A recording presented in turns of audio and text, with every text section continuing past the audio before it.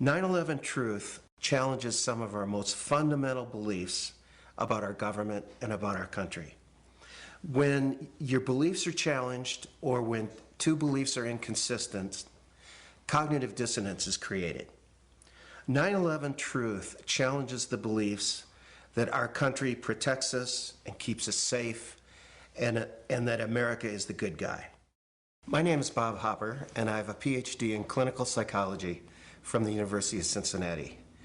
For the past 29 years, I've been a licensed PhD clinical psychologist in Boulder, Colorado. When your beliefs are challenged, fear and anxiety are created.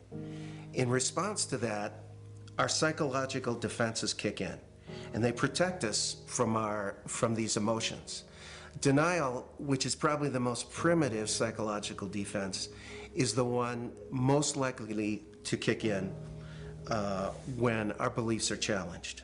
Something like this go. Many people respond to these truths in a very deep way.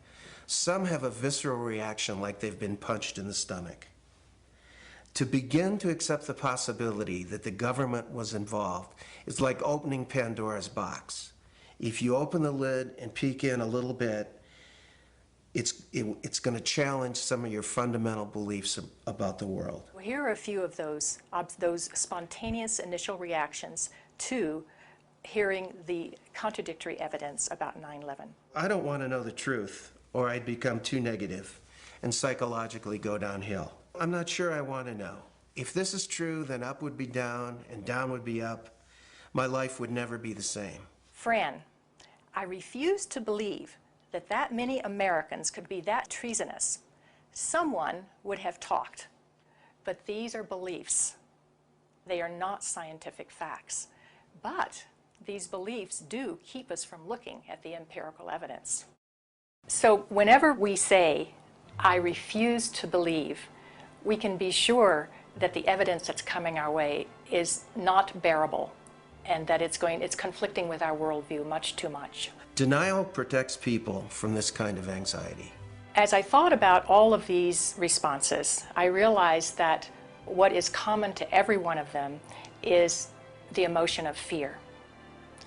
People are afraid of being ostracized, they're afraid of being alienated, they're afraid of being shunned, they're afraid of their lives being inconvenienced, they'd have to change their lives, they're afraid of being confused, they're afraid of psychological deterioration, they're afraid of feeling helpless and vulnerable, and they're afraid that they won't be able to handle the feelings that are coming up.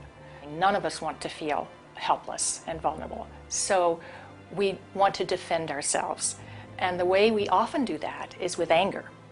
So then we become angry, and when we become angry, then we become indignant. We become offended.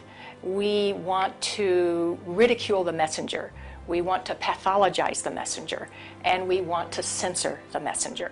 So how can we overcome this resistance and denial? The first thing is to meet people where they're at. So we need to understand that questioning is patriotic. Questioning is what we're supposed to do as citizens. That's our duty. When we come to the national level, when something like 9/11 happens, we need to be sure that we have a real investigation into who the perpetrators are, and then we need to be sure that those perpetrators are held legally accountable. It's part of the healing process on the individual level as on the collective level. We need the truth in order to heal. We need the truth in order to heal. We need the truth in order to heal. We need the truth in order to heal. We need the truth in order to heal.